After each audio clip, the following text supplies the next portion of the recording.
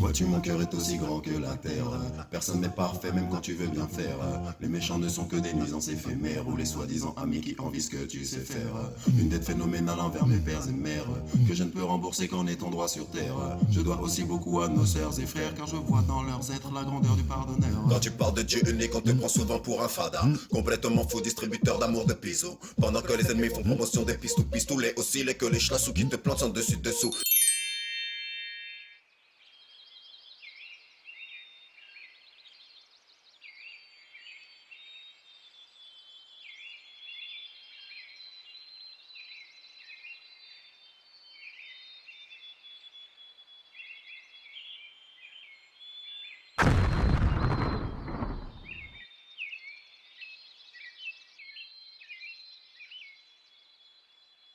Samedi.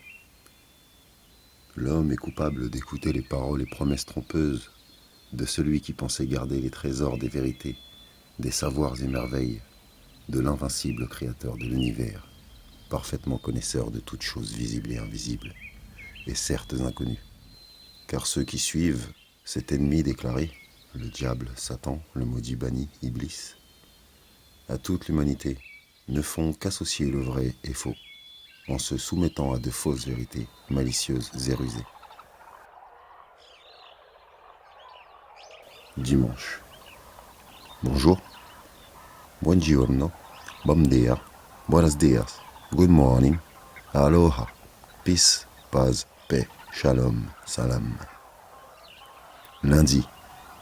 Celui qui implore secours uniquement à l'unique sauveur en son fort intérieur n'est pas du tout semblable à celui qui demande l'appui à son clan en échange d'argent, profit et intérêts usuraires. Mardi. L'âme et le cœur ne s'achètent pas quand ils sont sincères. Ils ne peuvent pas être domptés par ce qui les offense, jours et nuits. N'est-ce pas l'argent et le pouvoir qui représentent à eux seuls le diable banni lui-même? Ces derniers sont dans un schisme profond, la rupture et le divorce des valeurs inversées. Mercredi. Le plus rusé des animaux, le serpent possède 2 sexes. Il mange ses propres congénères, il attaque toujours sa proie en traître, sa morsure empoisonne et tue son adversaire. Une fois morte, sa proie est pompée, puis digérée. Le serpent n'est jamais rassasié. Quand il le peut, il mange toutes les proies qu'il peut, même si son corps ne le supporte pas. Jeudi. Le dragon, lion, bouc. Serpent volant qui crache du feu. Les flammes de la haine et la rage, le désir et l'envie.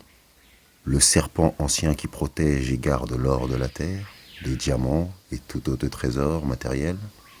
Le serpent antique qui veut pour lui sans souhaiter pour l'autre.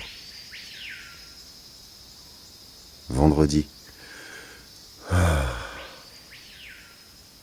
Hiberner et implorer dans une grotte, entouré de feu, est comme le monde qui s'embrase autour de ton temple de paix. Qui a créé l'essence même du feu? Qui a créé l'essence même du feu? Ainsi, qui peut l'éteindre, l'adoucir ou le transformer, mieux que celui qui l'a créé? Personne, sauf celui qui l'a créé. Et là, tous les anges, tous ceux qui étaient dans les hauts cieux, ayant à leur tête l'ange Gabriel, tous sans aucune exception se sont prosternés pour Adam. Et ceci pour répondre à l'ordre du Tout-Puissant, par respect pour Adam et pour aussi l'honorer. Alors tous les anges se prosternèrent. Vous imaginez cette scène naissante? Des anges se prosternent pour une créature n'ayant rien fait. Les anges ont donc compris tout de suite pourquoi. Et pourquoi se sont-ils prosternés devant autre que le Créateur suprême? Tout simplement pour savoir qui est fidèle à la parole. Seulement, une créature étrange et indigne ne faisait pas partie des anges. Et cette même créature, Djinn, qui se complaisait dans son statut et complètement rebelle envers l'ordre de Dieu, aurait adoré par-dessus toute chose que des créatures se prosternent pour lui, le récalcitrant. Le Créateur lui avait pourtant permis d'être parmi les anges quand il le voulait. Ça n'était pas suffisant pour Iblis, le maudit, et il resta debout, en regardant les anges autour de lui, tous prosternés devant Adam. Sauf lui, Satan, le banni.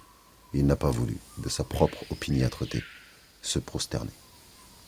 Il est resté debout à cause de son orgueil, de sa haine et parce qu'il enviait Adam.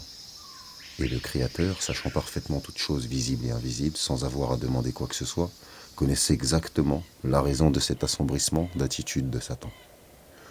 Le Créateur voulait montrer aux anges et à toute l'humanité la véritable raison de la vie, c'est-à-dire n'adorer et n'obéir qu'au haut Créateur.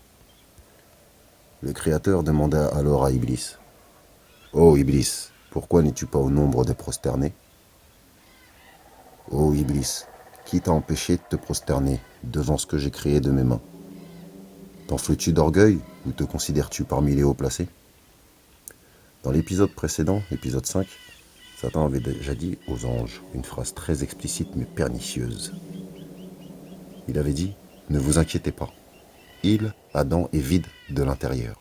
Et le Créateur, votre Seigneur, n'est pas vide de l'intérieur. Si on me permet d'attaquer Adam, je l'exterminerai. » Il décréta, par son savoir et sa parole, que Dieu est la divinité des anges, mais pas de lui, Satan. Il a dit « votre Seigneur ». Et il rajouta un autre détail très important. « Si on me permet d'attaquer Adam, je l'exterminerai. » Il n'a pas dit « si Dieu me le permet ». Lol. Maintenant, vu qu'Adam est debout et que tous les anges ont exécuté l'ordre du divin Créateur, observez la réponse grossière d'Iblis quand il s'est renfrogné. Satan répondit alors « Je suis meilleur que lui. Tu m'as créé de feu et lui tu l'as créé d'argile. » Et Satan, le maudit, rajouta « Je ne puis me prosterner devant un homme que tu as créé d'argile crissant. Comment puis-je me prosterner pour quelqu'un créé d'argile alors que moi, le grand Satan, j'ai été créé de feu ?» Donc, vous voyez, vous qui écoutez et regardez, voilà c'est quoi l'orgueil, la suffisance et l'arrogance qui rendent n'importe quelle créature imbue de sa personne. La première désobéissance envers Dieu unique que le ciel a connue. Le Créateur Tout-Puissant lui répondit alors « Sors d'ici, te voilà banni. Et sur toi, Iblis, sera ma malédiction jusqu'au jour de la rétribution. » Vous voyez, à cause d'une seule désobéissance, la malédiction de Dieu unique est sur Iblis, le maudit, jusqu'au jour de la résurrection. Et nous, les hommes, combien de fautes, erreurs et désobéissances nous avons fait subir à nos tuteurs, nos parents, nos grands frères, nos grandes sœurs, nos oncles, nos tantes, etc. Certains ont même insisté dans leur orgueil et nous continuons encore aujourd'hui à faire comme si le mal n'existe que chez les autres. Donc Iblis, lui, il a été maudit et sorti de ce haut degré dans le haut ciel car il mérite cela, à cause de son orgueil et de son envie. À ce moment-là, un tournant de l'histoire atteint son apogée.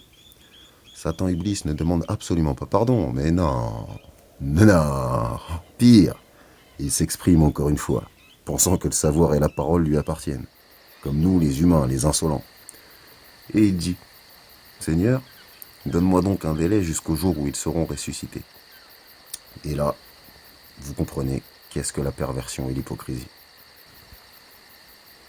Mais il se trouve que le vice et la ruse du diable Satan ont envahi son être et le délai qu'il demanda à Dieu uni n'était pas sans raison. Il demanda un délai jusqu'au deuxième souffle de corne, celui de la résurrection, et non le premier. Il a demandé un délai, sachant qu'il croit en Dieu.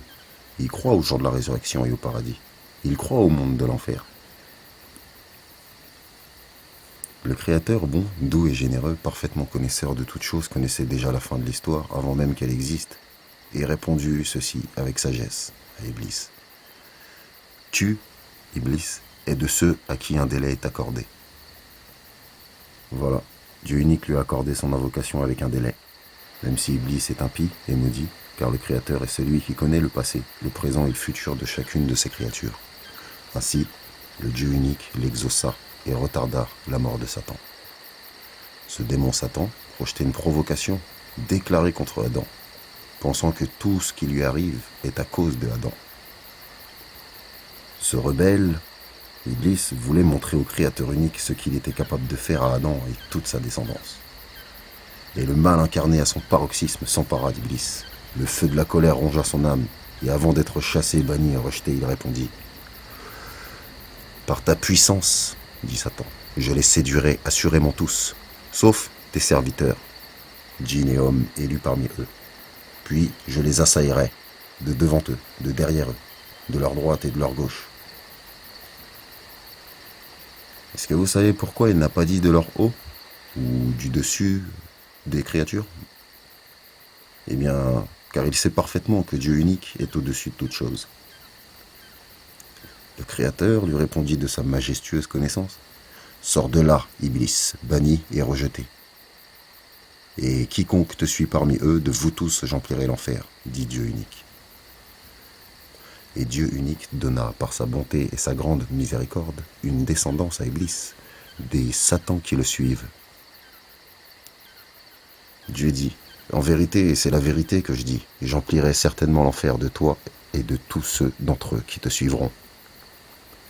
Étant le grand accueillant au repentir, le Créateur ajouta comme parole universelle, et tant qu'ils regretteront leurs méfaits, je leur accorderai mon pardon et le pays des jardins d'Éden, car je suis le tout miséricordieux et le très compatissant.